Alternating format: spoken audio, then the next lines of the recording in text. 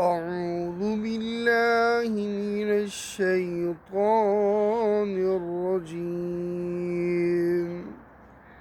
بسم الله الرحمن الرحيم. لإيلاف قريش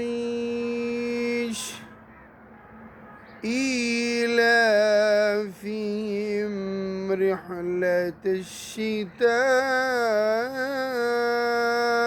والصيف